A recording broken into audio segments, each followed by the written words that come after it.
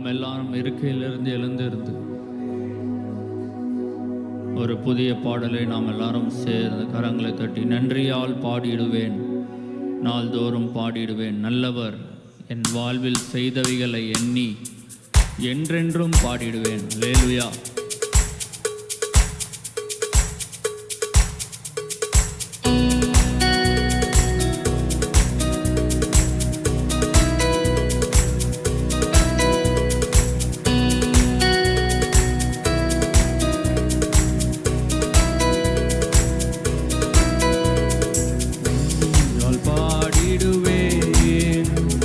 நாள்தோறும் பாடிடுவேன், நல்லவர்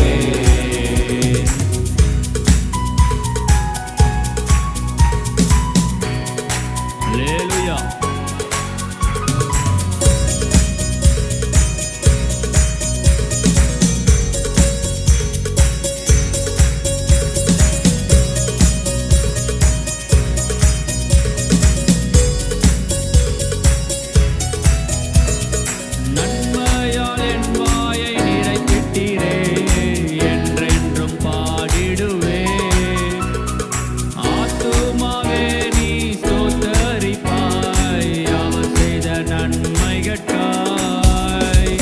நன்மையால் என் வாயை நிறைத்திட்டீரே, என்றென்றும் பாடிடுவேன். ஆத்துமாவே நீ ஸ்தோத்தரிப்பாய், அவர் செய்த நன்மைகளுக்காய். தேவிய நான் எல்லாம் உம் புகழ் பாடி நின் பாதம் வந்திடுவேன். தேவிய நான் எல்லாம் உம் புகழ் பாடி நின் பாதம் வந்திடுவேன். அல்லேலூயா, நன்றியால் பாடிடுவேன், நாள்தோறும் பாடிடுவேன். நன்றியால் பாடிடுவேன், ஆமென். நாள்தோறும் பாடிடுவேன், நாள்தோறும் நல்லவர் என் வாழ்வில் செய்தவைகளை எண்ணி என்றென்றும் பாடிடுவேன். நல்லவர் என் வாழ்வில் செய்தவைகளை எண்ணி என்றென்றும் பாடிடுவேன். மறுபடியும் நன்றியால் பாடிடுவேன், நாள்தோறும் பாடிடுவேன். நன்றியால் பாடிடுவேன், நாள்தோறும் பாடிடுவேன். நல்லவர் என் வாழ்வில் செய்தவைகளை எண்ணி என்றென்றும் பாடிடுவேன். ஆமென். நல்லவர் என் வாழ்வில் செய்தவைகளை எண்ணி செய்த எல்லா நன்மைகளையும் நினைத்து, நல்லவர் என் வாழ்வில் செய்தவைகளை எண்ணி என்றென்றும் பாடிடுவேன். கடந்திட்ட நாட்களில் உம் கரமே என்னை கிருபையால் நடத்தியதே. கலக்கங்கள் நெருக்கங்கள் சூழ்ந்திட்டது, கர்த்தாவே சுமந்திட்டீரே. கடந்திட்ட நாட்களில் உம் கரமே என்னை கிருபையால் நடத்தியதே. கலக்கங்கள் நெருக்கங்கள் சூழ்ந்திட்டது, கர்த்தாவே சுமந்திட்டீரே. களிப்புடன் உம்மை ஸ்தோத்தரிப்பேன் என்றும் கர்த்தா உம் அன்பினையே. களிப்புடன் உம்மை ஸ்தோத்தரிப்பேன் என்றும் கர்த்தா உம் அன்பினையே. நன்றியால் பாடிடுவேன், நாள்தோறும் பாடிடுவேன். நன்றியால் பாடிடுவேன், நாள்தோறும் பாடிடுவேன். நல்லவர் என் வாழ்வில் செய்தவைகளை எண்ணி என்றென்றும் பாடிடுவேன். என் வாழ்க்கையில் அவர் என் வாழ்வில் செய்தவைகளை எண்ணி என்றென்றும் பாடிடுவேன். நெருக்கங்கள் மத்தியில் அழைத்த போது உருக்கமாயிறங்கினீரே. சுக வாழ்வு என்னில் துளிர் விட்டது, புது வழி திறந்திட்டீரே. நெருக்கங்கள் மத்தியில் அழைத்த போது உருக்கமாயிறங்கினீரே. சுக வாழ்வு என்னில் துளிர் விட்டது, புது வழி திறந்திட்டீரே. ஆயிரம் நாவினால் பாடினாலும் உம் அன்பிற்கு ஈடாகாதே. ஆயிரம் நாவினால் பாடினாலும் உம் அன்பிற்கு ஈடாகாதே. எல்லாரும் சேர்ந்து நன்றியால் பாடிடுவேன், ஆமென். நாள்தோறும் பாடிடுவேன், வாழ்நாள் முழுவதும் நன்றியால் பாடிடுவேன்.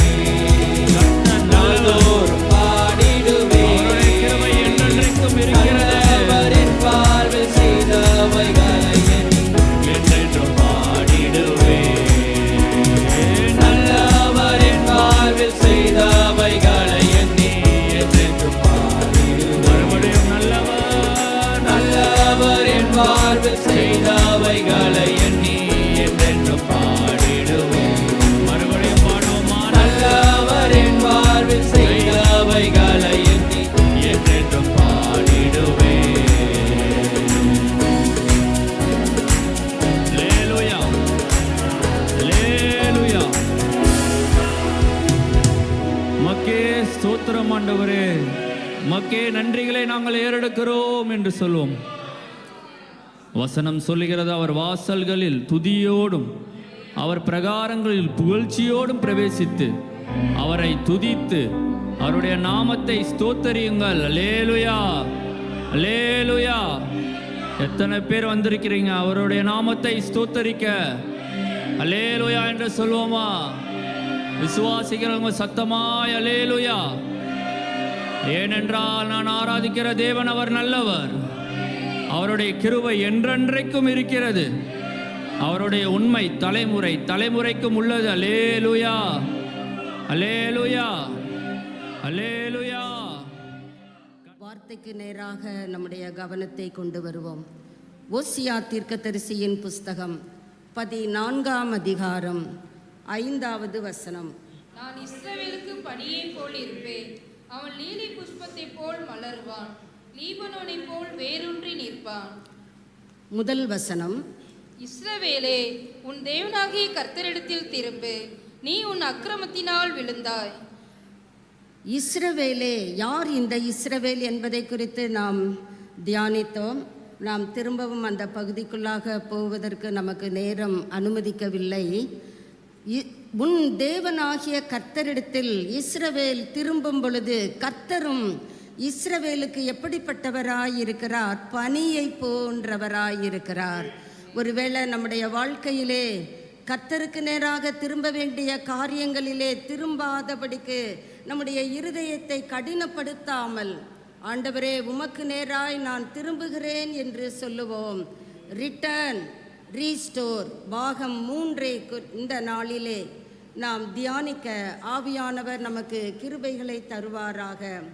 தேவனோடு கொண்டிருக்கிற தொடர்பிலே நாம் அனுதினமும் வளரும் பொழுது காலைதோறும் ஏற்படுகிற அந்த பனியை போன்ற ஒரு குளுமையை, ஒரு சுகமான செழுமையை நாம் அனுபவிக்க முடியும். அதனால் கர்த்தருக்கு நேராக நாம் திரும்பும் பொழுது கர்த்தரும் நம்மை சும்மா விடுகிறவர் அல்ல, அப்படியே அனுப்பி விடுகிறவர் அல்ல. அவர் என்ன செய்கிறாராம்? அவருக்கு நேராக திரும்பும் பொழுது 4வது வசனத்திலிருந்து 7வது வசனம் வரைக்கும் நீங்கள் வாசித்து பார்ப்பீர்களானால் அது நமக்கு அழகாக தேவன் நமக்கு நேராக திரும்புகிற காரியங்களை அங்கே அழகாக பட்டியலிட்டு தீர்க்கதரிசி சொல்லுகிறான். நான் அவர்கள் சீர்கேட்டை குணமாக்குவேன். நாம் அக்கிரமத்தினால் விழுந்தபடியினாலே கர்த்தர் முதலாவதாக நம்முடைய சீர்கேடுகளை எல்லாம் குணமாக்கி நம்மை பார்த்து சொல்லுகிறார், மனப்பூர்வமாக நான் உங்களை சிநேகிப்பேன் என்று சொல்லுகிறார். சிநேகிக்கும் பொழுது கர்த்தருடைய கோபம் நம்மை விட்டு அகன்று போய்விடுகிறது. அது எப்படியே காட்சி அளிக்கிறதாம்? நான் இஸ்ரவேலுக்கு பனியை போல் இருப்பேன், அவன் எப்படி வளருவான் மலருவான், லீலி புஷ்பத்தை போல மலருவான், லீபனோனை போல வேரூன்றி நிற்பான். அவன் அலங்காரம் ஒலிவ மரத்தினுடைய அலங்காரத்தை போல, அவனுடைய வாசனை லீபனோனுடைய வாசனையை போல இருக்கும். அந்த சேனல் நடுவிலே குடியிருக்கிறவர்கள் திரும்புவார்கள். நீ கர்த்தருக்கு நேராக திரும்பும் பொழுது கர்த்தர் உனக்கு நேராக திரும்புகிறார். மாத்திரமல்ல, உன் நிழலிலே குடியிருக்கிறவர்களும் உன் பக்கமாக திரும்புவார்கள். தானிய விளைச்சலை போல செழித்து, உனக்கு மாத்திரம் அந்த நன்மைகள் இல்லை, உன் பக்கம் வருகிறவர்கள், உன் நிழலிலே குடியிருக்கிறவர்களுக்கும் கர்த்தர் கொடுக்கிற வார்த்தை தானிய விளைச்சலை போல செழித்து திராட்சை செடிகளை போல படருவார்கள். அவன் வாசனை, உன்னுடைய வாசனை எப்படி லீபனோனுடைய வாசனையை போல இருக்குமோ அதே போன்றே உன் நிழலில் குடியிருக்கிறவர்களும் லீபனோனுடைய திராட்சை ரசத்தின் வாசனையை போல வாசனையுடன் வாழ்வார்கள் என்று கர்த்தர் நமக்கு திட்டவட்டமாக சொல்லுகிறார். அவர் ஒன்றை சொல்லிவிட்டு மாற்றுகிற தெய்வம் அல்ல. அவர் நேற்றும் இன்றும் என்றும் மாறாதவராயிருக்கிறார். நாம் அவருடைய ஆசீர்வாதத்தை சுதந்தரிக்கிறதற்கு ஏதுவான மரங்களாக மாறுவோம் என்றால், இந்த மரத்தை, அதுதான் அந்த ஸ்க்ரீனில் நாம் பார்க்கிறோம், வேரூன்றி மலர்ந்து அந்த நிழலை பாருங்க. ஒரு மரம் ஒரு விதை தான் அங்கே விதைக்கப்படுகிறது, ஆனால் வளர்ந்து வருகிற நாட்களிலே அது நிழலை கொடுக்கிறது. அந்த மற்றவர்களுக்கு பாதுகாப்பை கொடுக்கிறது. மரம் எப்படிங்க பாதுகாக்கும்?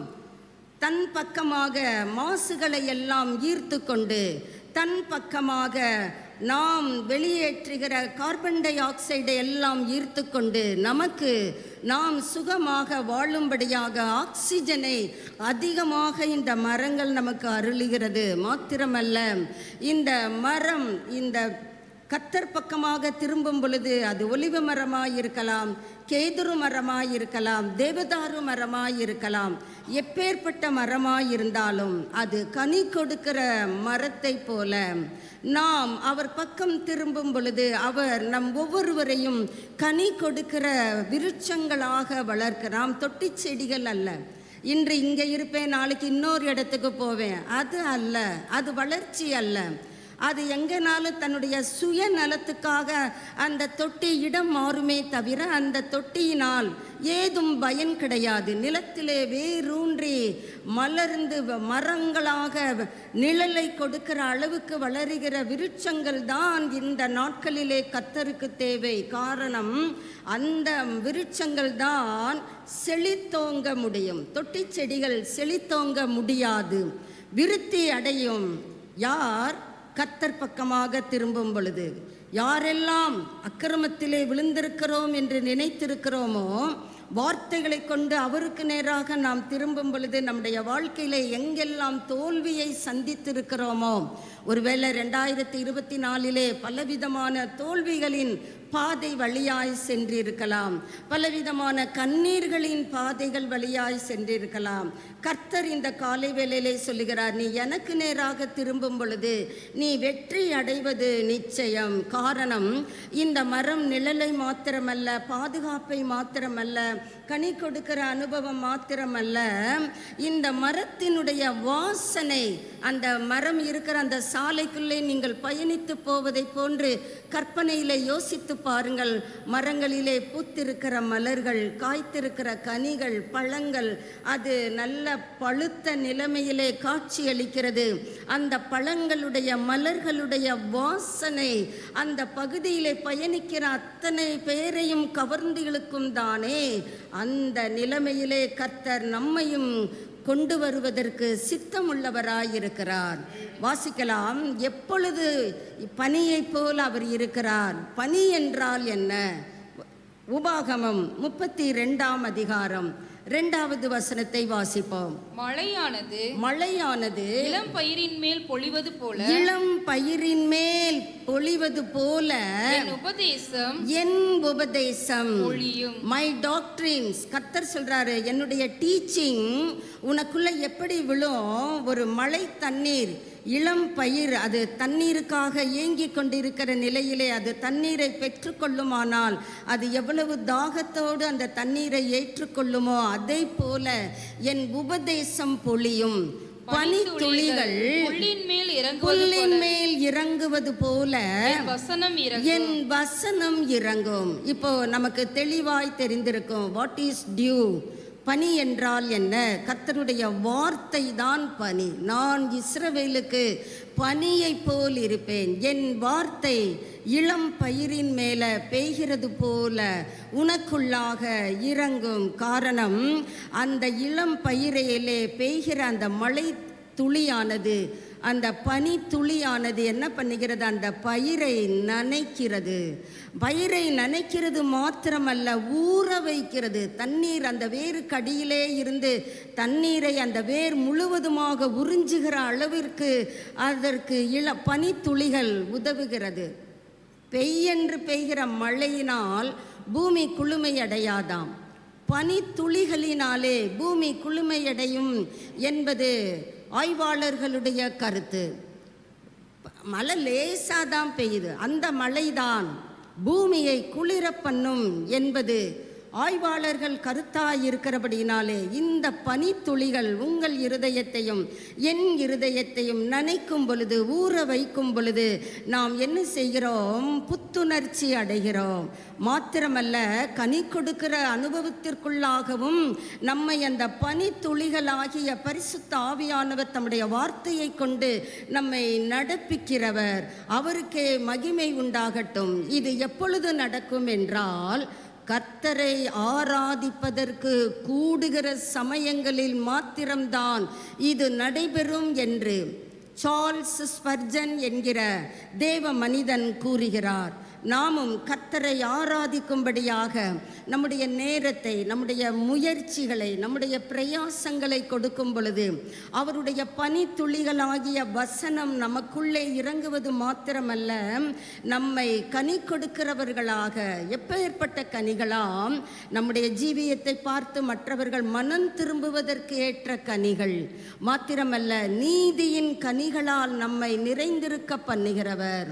நாம் எல்லா விதங்களிலும் ஆவியின் கனியோ என்று சொல்லப்படுகிற கலாத்தியர் 5:22-23 வசனங்களிலே காணப்படுகிற அத்தனை கனிகளும் நம்முடைய வாழ்க்கையிலே நிச்சயமாய் காணப்படும். கர்த்தர் நம் ஒவ்வொருவருக்கும் கனி கொடுக்கிற அனுபவத்திலே நடப்பிப்பாராக. 2 சாமுவேல் 23 வசனம்.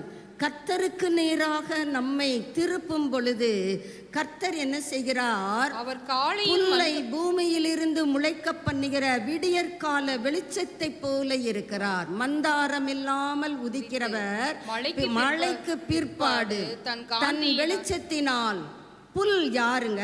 ஏசாயா 40:4 நீங்கள் வாசித்து 7வது வசனத்திலே வாசித்து பார்ப்பீர்களானால், ஜனமே புல் என்று அங்கே சொல்லப்பட்டு இருக்கிறதை நாம் அறிந்து கொள்ள முடியும். நீங்களும் நானும் ஜனம்தானே. கர்த்தர் சொல்லுகிறார், பூமியிலிருந்து முளைக்க பண்ணுகிற சூரியனுடைய விடியற்கால வெளிச்சத்தை போல நம்முடைய வாழ்க்கையில் இருக்கிறவர் நம்மை சும்மா விடுவதில்லை.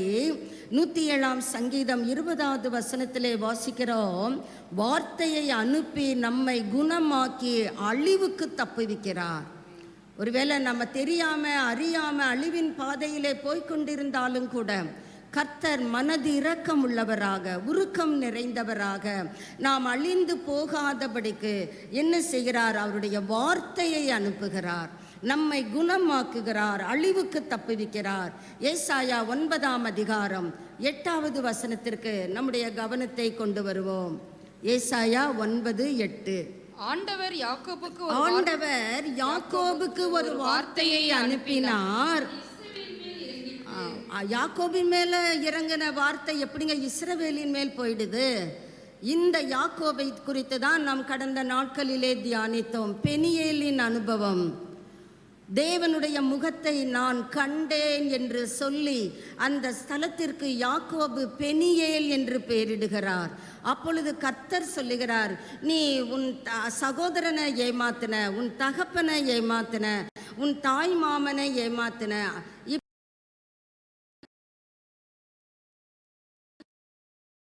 தம்முடைய அந்த ஏமாற்றுகிற வித்தை பலிக்காது என்பதை உணர்ந்து என் பெயர் யாக்கோபு என்று உண்மையை சொல்லுகிறார். அந்த யாக்கோபை தான் கர்த்தர் என்ன செய்கிறார்? இஸ்ரவேலாக மாற்றுகிறார். ஆண்டவர் யாக்கோபுக்கு ஒரு வார்த்தையை அனுப்பினார். அந்த வார்த்தை இஸ்ரவேலின் மேல் இறங்கிற்று. இதை நம்ம இன்னும் கொஞ்சம் ஏசாயாவிலே வாசிக்க முடியும். 55 வசனங்களை நாம் வாசித்தால் இன்னும் கொஞ்சம் நமக்கு இந்த வார்த்தையினுடைய ஆழத்தை அறிந்து கொள்ள முடியும். மாரியும் உறைந்த மழைக்கு பெயர் தான் பனி. உறைந்த மழையும் வானத்தில் அப்படியே இருக்க போறது கிடையாது, அது இறங்குகிறது. திரும்பவும் வானத்துக்கு அது ரிட்டர்ன்ல போறதே கிடையாது. பூமியை அது என்ன செய்கிறது? நனைத்து. அதை தான் நம்ம உபாகமம் 32:2 பார்த்தோம். உபதேசம் பனித்துளிகள் நம்முடைய வாழ்க்கையிலே அப்படியாய் இறங்கும். பூமியை அது நனைக்கிறது. நனைக்கப்பட்ட அந்த பூமி என்ன ஆகிறது? விதைத்திருக்கிற விதையை முளை கிளம்பி விளையும்படி செய்து அப்படியே எப்படியோ அப்படியே வாயிலிருந்து புறப்படுகிற வசனம் இருக்கும். அது வெறுமையாய் என்னிடத்திற்கு என்ன செய்வதில்லை, திரும்புவதில்லை. நான் ஒரு காரியத்தை சொன்னால் அதை செய்து முடித்துவிட்டு தான் அந்த வார்த்தை என்னிடத்துக்கு திரும்பும். அப்படிப்பட்ட ஜீவனுள்ள வல்லமை நிறைந்த வார்த்தை தான் கர்த்தர் சொல்லுகிறார் பனியை போன்றது. மீகா 5ஆம் அதிகாரம் 7வது வசனத்தை வாசிப்போம். மீகா தீர்க்கதரிசியின் புஸ்தகம் 5:7. யாக்கோபிலே மீதியானவர்கள் கர்த்தராலே வருகிற பனியை போல. அவர்கள் எப்படிப்பட்டவர்கள்? மனுஷருக்கு காத்திருப்பதில்லை, மனுபுத்திரருக்கு தாமதிக்கிறதும் இல்லை. மலைகளை போல உங்க வாழ்க்கையை கர்த்தர் இந்த காலை வேளையிலே சொல்லுகிறார். நீங்கள் கர்த்தருக்கு நேராக திரும்பும் பொழுது கர்த்தர் உங்கள் வாழ்க்கையை பனியை போல அநேக ஜனங்களின் நடுவிலே உங்களை ஏற்படுத்துகிற கர்த்தர், குளிர்ச்சியான சூழ்நிலையிலே உங்களை உருவாக்குகிற கர்த்தர், கனி கொடுக்க பண்ணுகிற கர்த்தர். இன்னுமாக வாசிக்கலாம். சங்கீதக்காரன் என்ன சொல்லுகிறார்? 65ஆம் சங்கீதம் 10வது வசனத்தை வாசிப்போம். வரப்புகள் தனியத்தக்கதாக அதன் படைச்சால்களுக்கு தண்ணீர் இறைத்து மலைகளால் கரைய பண்ணி உங்க பயிரை கர்த்தர் ஆசீர்வதிக்க விரும்புகிறார். ஆண்டவரே, நீர் எங்களை மலைகளால் கரைய பண்ணும். ஒருவேளை நம்முடைய இருதயத்திலே ஏதோ ஒரு பகுதியிலே ஒரு கடினப்பட்டு இருக்கலாம். வேதத்தை கேளாதபடி அவர்கள் தங்கள் இருதயத்தை வைரத்தை போல கடினமாக்கினார்கள் என்று ஒருவேளை கர்த்தர் உங்களை குறித்து சொல்லலாம். ஆண்டவர் இந்த காலை வேளையிலே சொல்லுகிறார், இந்த கடினமான பகுதிகளை எல்லாம் என்னுடைய வார்த்தைகளாகிய மலைகளால் நான் அதை என்ன செய்வேன்? கரைய பண்ணிவிடுவேன். அவர் நோக்கி பார்க்க பூமி அதிரும், அவர் தொட பர்வதங்கள் புகையும். அதன் பயிரை மலைகளால் கரைய பண்ணி அங்கே விட்டு விடுகிறவர் அல்ல, அதன் பயிரை ஆசீர்வதிக்கிற கர்த்தர். அல்லேலூயா. 68ஆம் சங்கீதம் 9வது வசனத்தை வாசிப்போம். 68:9. எப்படிப்பட்ட மழை நமக்கு கர்த்தர் பெய்ய பண்ணுகிறார்? abundantly, சம்பூரணமாக மழையை பெய்ய பண்ணுகிறார். காரணம் என்ன? நாம் இளைத்து போய் தேவனுடைய சமூகத்திலே அமர்ந்திருக்கிறோம். ஏதோ ஒரு விதத்திலே கர்த்தருடைய கரத்திலே நான் சோர்ந்து போனேன். அற்புதத்தை என்னால் பார்க்க முடியவில்லை. அதிசயமானவருடைய அதிசய கரத்தை என்னால் உணர முடியவில்லை. நான் இளைத்து போய்விட்டேன். உங்களுக்கு தான் கர்த்தர் சொல்லுகிறார், இளைத்து போனீர்களா? கர்த்தர் உங்களை என்ன செய்கிறார்? சம்பூரண மழையினால் உங்களை திடப்படுத்துகிறார். 72ஆம் சங்கீதம் 6ஆம் வசனத்திலே கர்த்தர் நம்மை எப்படியெல்லாம் நடத்துகிறார் என்பதை பார்க்கலாம். 72:6. புல் அறுப்புண்ட வெளியின் மேல் பெய்யும் மழையை போல பூமியை நனைக்கும் அவர் இறங்குவார். இந்த காலை வேளையிலே நம் நடுவிலே பனியை போல அவர் இறங்குவாராக. 147ஆம் சங்கீதம் 8வது வசனம்.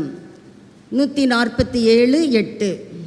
அவர் வானத்தை மேகங்களால் மூடி பூமிக்கு மழையை ஆயத்தப்படுத்தி மலைகளில் புல்லை முளைப்பிக்கிறார். இதெல்லாம், இந்த வார்த்தைகள் எல்லாம் விசுவாசத்திலே நாம் சுதந்தரிப்போம் என்றால் கண்டிப்பாக உங்கள் வாழ்க்கையிலே, நம் ஒவ்வொருவருடைய வாழ்க்கையிலே ஆம் என்றும் ஆமேன் என்றும் அவர் விளங்க செய்கிறவர். இப்பொழுது நாம் என்னாகமத்துக்கு திரும்புவோம். 11ஆம் அதிகாரம் 9-10 வசனங்களை வாசிக்கலாம். என்னாகமம் 11:9-10.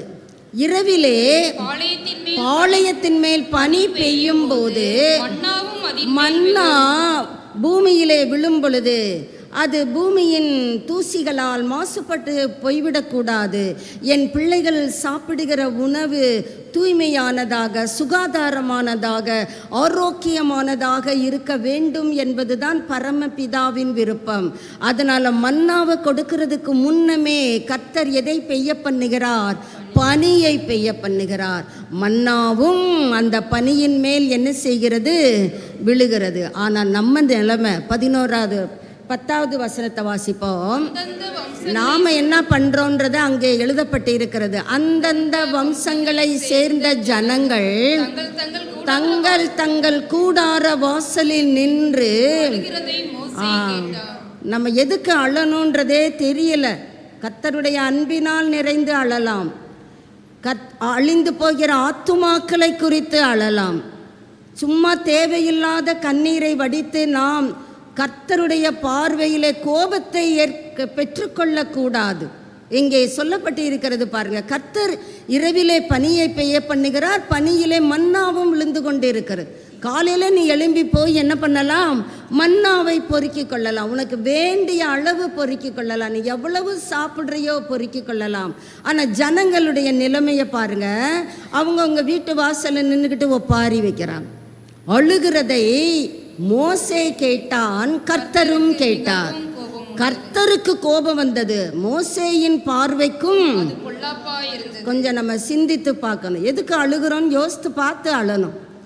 இஷ்டம் போல் நான் அழுகிறேன், அதில் ஒரு ப்ரௌடாக நாம் நடந்து கொள்ளக்கூடாது. நாம் அழுகிறது ஆத்துமாக்களுக்காக அழ வேண்டும். என் குடும்பத்தார் இன்னும் ரட்சிப்பை சுதந்திரிக்கவில்லையே, அழ வேண்டும். ஆண்டவருடைய அன்பின் அகலம், ஆழம், நீளம், உயரம் இன்னது என்பதை நான் இன்னும் அறிய முடியவில்லையே, அழ வேண்டும்.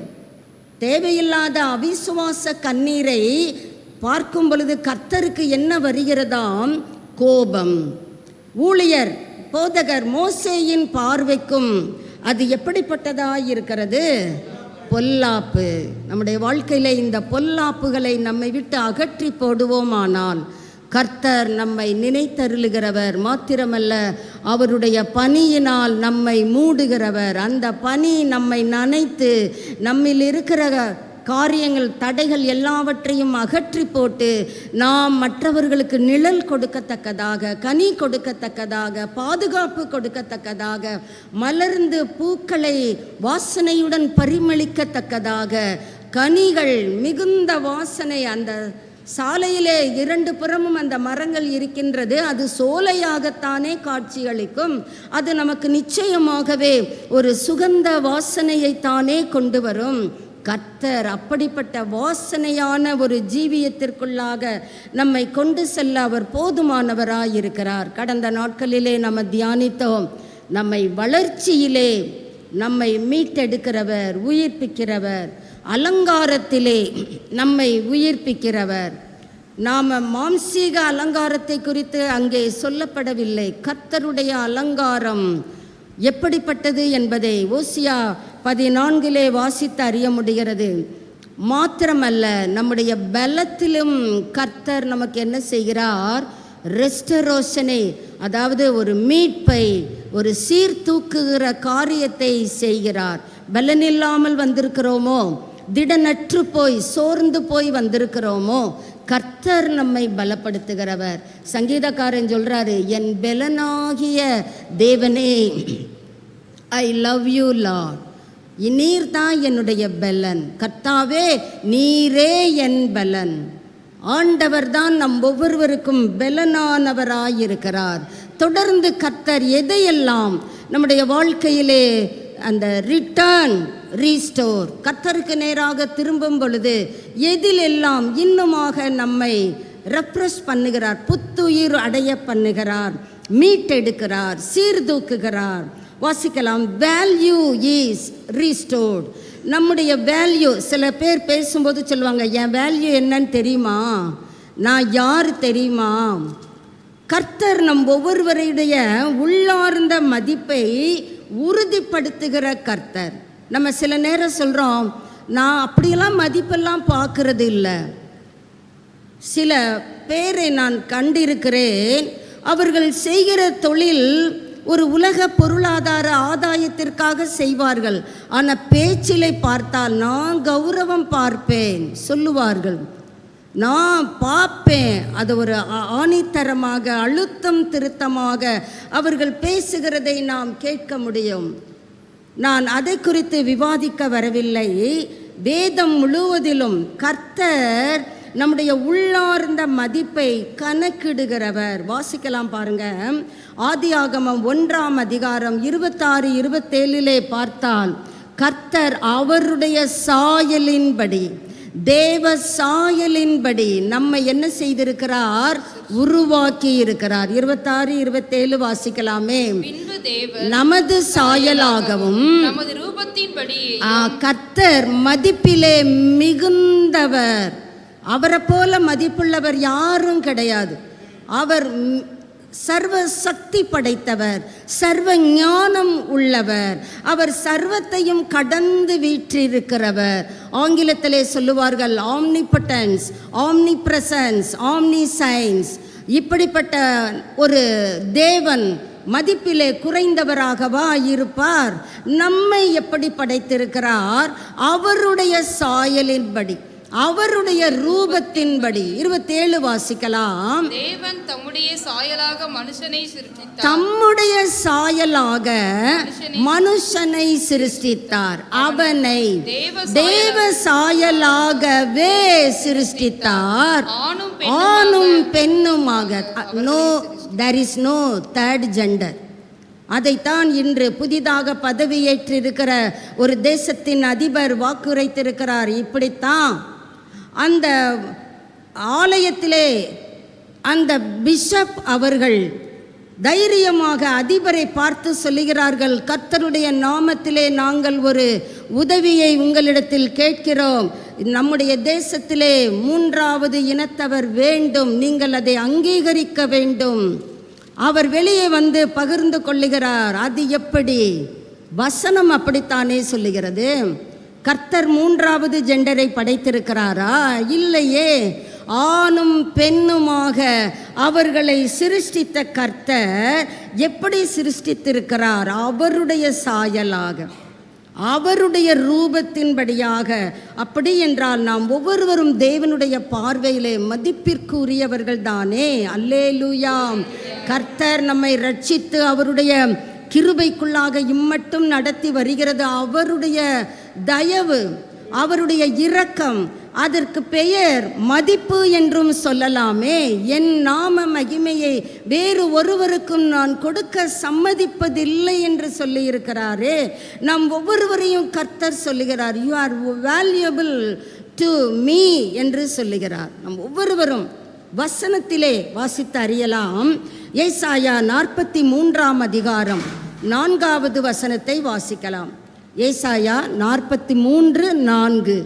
கர்த்தரே தீர்க்கதரிசியை கொண்டு சொல்லுகிறார், நீ என் பார்வைக்கு அருமையான, நீங்கள் என்று சொல்லப்படல, நீ என் பார்வைக்கு அருமையானபடியினால், அருமை, வேல்யூபிள், நீ எனக்கு ரொம்ப ப்ரெஷியஸ். நம்ம சில நேரம் நினைக்கிறோம், என்னை யாருமே மதிக்கிறதில்ல, என்னை யாருமே சட்டை பண்ணுறதில்ல. கர்த்தர் உங்களை வேல்யூபிளாக பார்க்கிறார். நீ என் பார்வைக்கு அருமையானபடியினால், you received honour from my almighty hands. கர்த்தருடைய வல்ல கரத்திலிருந்து நாம் கனத்தை பெறுகிறோம். இன்னுமாக நம்ம வாசிக்கலாம் பாருங்க. நானும் உன்னை சிநேகித்தேன். மத்தேயு 6ஆம் அதிகாரம் 26வது வசனத்தினுடைய பின்பகுதியை வாசிக்கலாம். மத்தேயு 6ஆம் அதிகாரம். அவைகளையும் உங்கள் பரமபிதா பிழைப்பூட்டுகிறார்.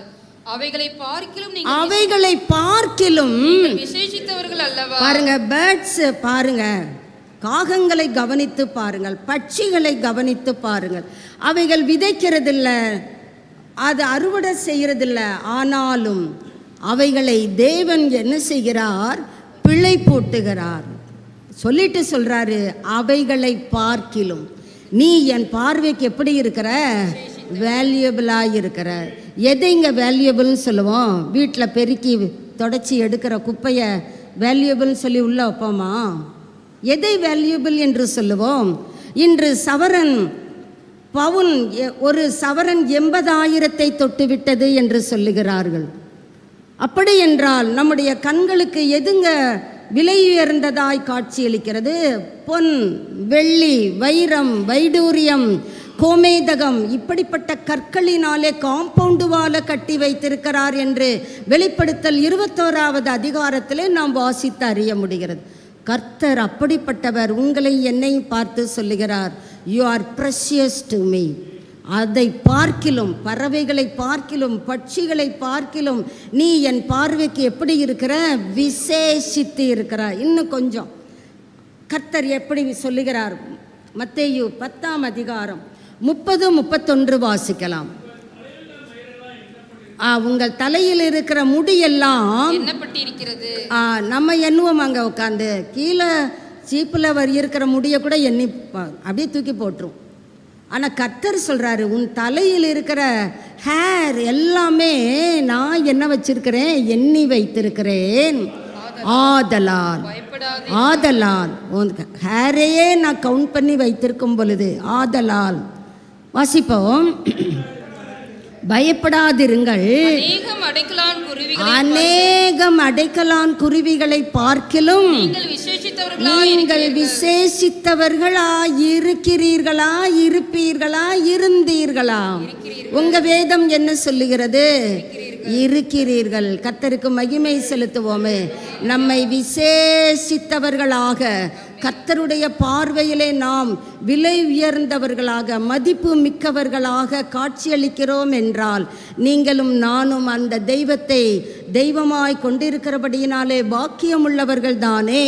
கர்த்தருக்கு நம்முடைய ஆராதனைகளை செலுத்த நாம் மறந்துவிட வேண்டாம். இப்பொழுது வேதம் சில மதிப்பை, சில விசேஷித்த சுபாவங்களை நம்முடைய வாழ்க்கையிலே இருக்க வேண்டும் என்று, நீங்கள் விசேஷித்தவர்கள் இல்லை என்று சொல்லவில்லை, நீங்கள் மதிப்பு மிக்கவர்கள், நான் அதை மறுக்கவில்லை, கர்த்தர் சொல்லுகிறார். ஆனாலும் வேதம் சொல்லுகிறது, நம்முடைய அந்த பரிசுத்த வாழ்க்கை இன்னும் தேவனுடைய பார்வையிலே மதிப்பு மிக்கதாய் காட்சி அளிக்க வேண்டுமே.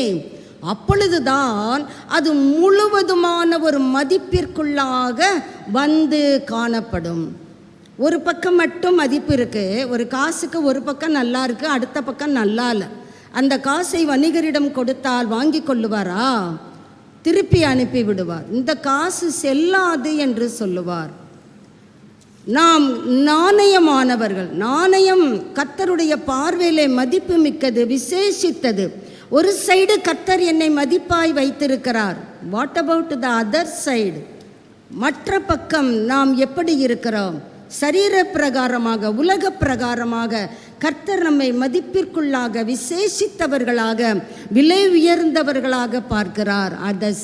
அதே நேரம் ஆவிக்குரிய காரியங்களிலே நாம் எப்படியெல்லாம் காணப்பட்டால் அந்த மதிப்பை தக்க வைத்து கொள்ளலாம். எனக்கு அந்த மதிப்பை நான் கிறிஸ்துவுக்குள் தக்க வைத்து கொள்ள விரும்புகிறேன். அப்படிப்பட்டவர்கள் கர்த்தருக்கு நேராக நம்முடைய கரங்களை உயர்த்தி அல்லேலூயா சொல்லிவிடலாம்.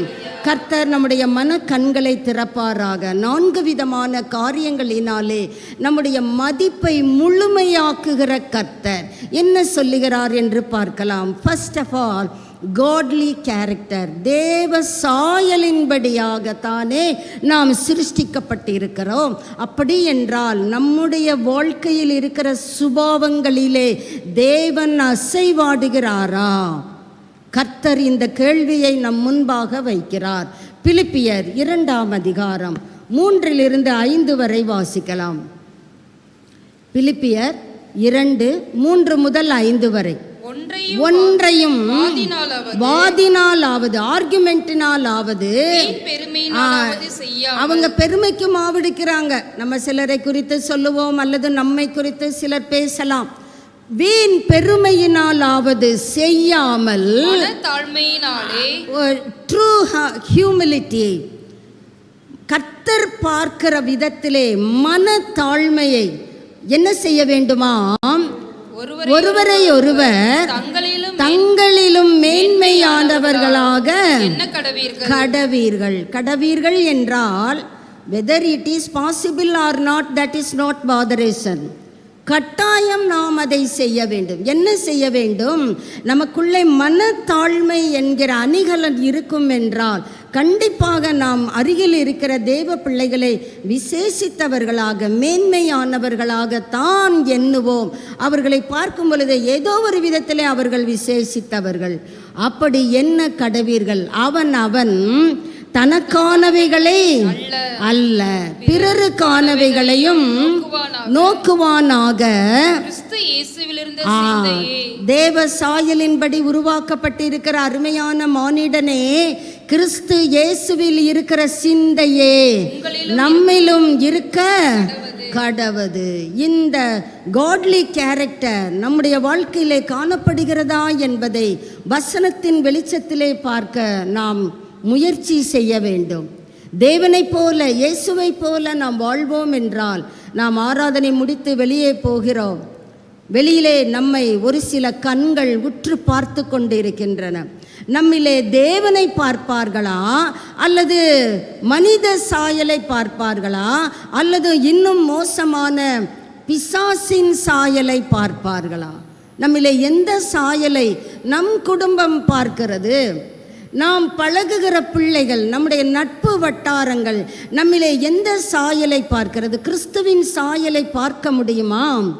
கிறிஸ்துவின் அனுபவம் நம்மிடத்தில் இருக்கிறதை ஜனங்கள் பார்க்க வேண்டுமே. பேச்சு அல்ல, பலம். தேவனுடைய ராஜ்யம் பேச்சிலே இல்லை. நான் அப்படி பண்ணிடுவேன், நான் இப்படி வாழ்ந்துருவேன்.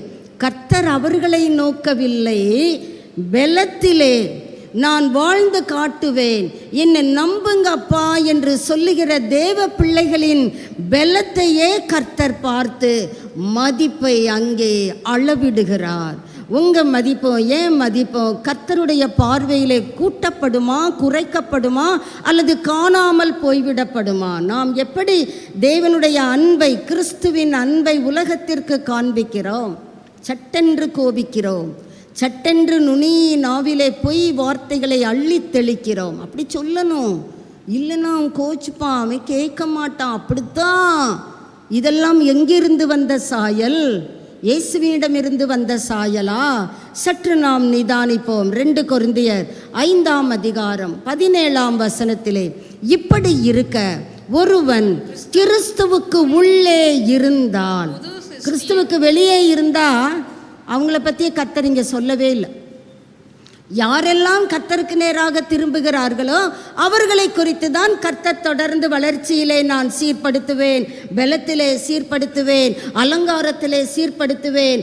மாத்திரமல்ல, இப்பொழுது உன்னுடைய மதிப்பும் உன் பார்வைக்கு மாத்திரமல்ல, உன்னை காண்கிற கண்களுக்கு முன்பாக அது மேன்மையானதாயிருக்கும். உன்னுடைய பெருமையை நான் மற்றவர்களுக்கு முன்பாக உயர்த்துவேன்.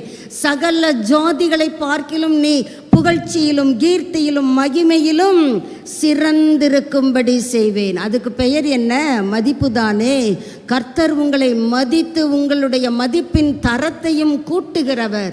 இப்படி இருக்க ஒருவன் கிறிஸ்துவுக்கு உள்ளே இருந்தால், வெளியே இருப்பவர்களை குறித்து நாம் பேசவில்லை, உள்ளே இருந்தால் நம்முடைய கேரக்டரிலே ஒரு மாற்றம் ஏற்பட வேண்டுமே.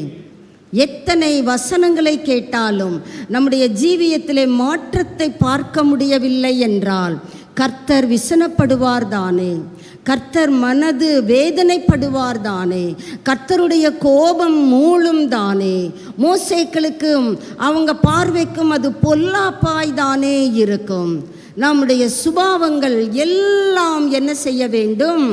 பழையவைகள் ஒளிந்து போயின. நம்ம என்ன பண்ணுவோம்? பழசையும் கொஞ்சம் வச்சுருப்போம், அது உதவும். ஒரு நேரம் பொய் சொல்கிறது எவ்வளோ ஹெல்ப்பாக இருக்குது தெரியுமா? அப்படி பொய் சொன்னதுனால தான் நான் எஸ்கேப் சொல்கிறோம் தானே. நீ இங்கே எஸ்கேப் ஆகலாம், ஆனால் பொய் பேசுகிற யாவருக்கும் எந்த இடம் ஆயத்தமாக்கப்பட்டிருக்கிறது? சற்று நாம் அதையும் நினைத்து தேவனுக்கு முன்பாக நாம் பயந்து நடுங்குகிற ஒரு வாழ்க்கை வாழ வேண்டும்.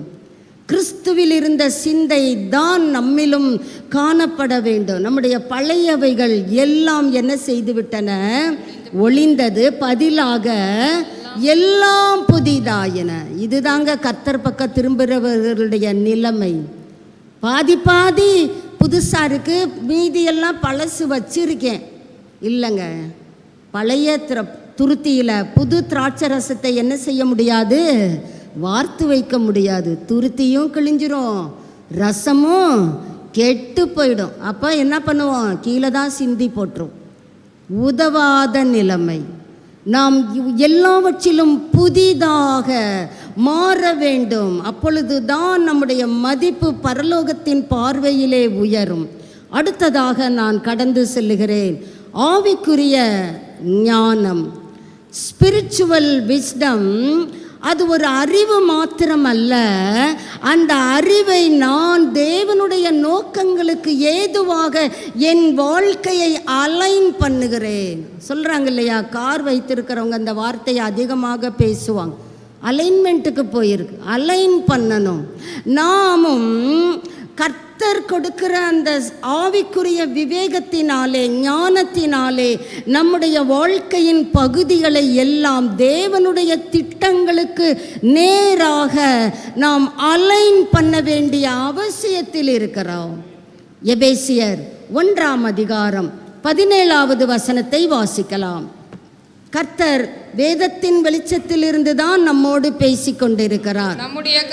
நம்முடைய கர்த்தராகிய இயேசு கிறிஸ்துவின் தேவனும் மகிமையின் பிதாவுமானவர் அவரை அறிந்து கொள்ளுவதற்கான ஞானமும் தெளிவும் தாங்க ஸ்பிரிச்சுவல் விஸ்டம்.